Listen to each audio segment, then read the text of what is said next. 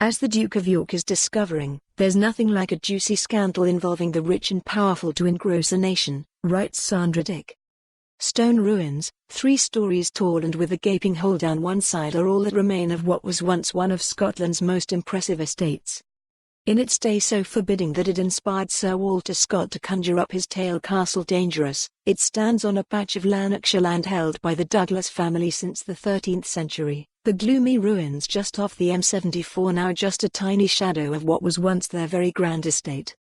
Loaded with power, wealth and status, with extensive royal and political connections, at its peak the Douglas dynasty was among Scotland's premier families.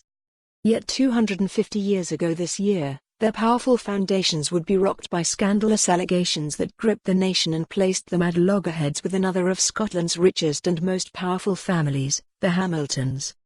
So outrageous were the claims that as the remarkable dispute unfolded, people took to the streets of Edinburgh to rampage and attack the homes of the Scottish judges who dared to give their learned verdict.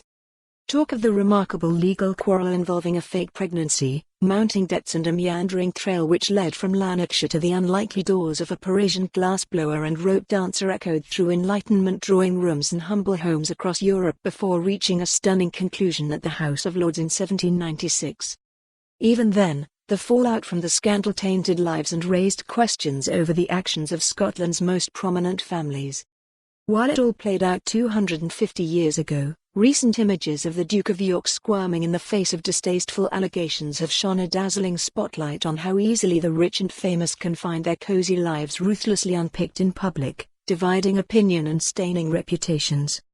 The astonishing story of the 18th century inheritance wrangle between the then Duke of Hamilton and the heir to the Douglas estate has been unravelled in a BBC Radio Scotland episode of author Denise Mina's Case Histories, one in a series of programmes which picks over scandals, crimes and courtroom clashes which continue to fascinate years after the case is closed.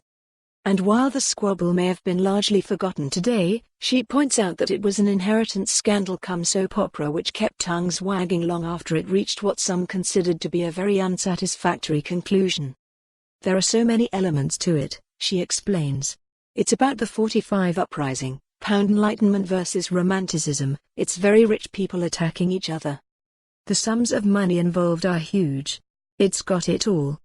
At its heart is the aging, eccentric and illiterate Duke of Douglas, handed his dukedom. For more on this story, visit the news article link.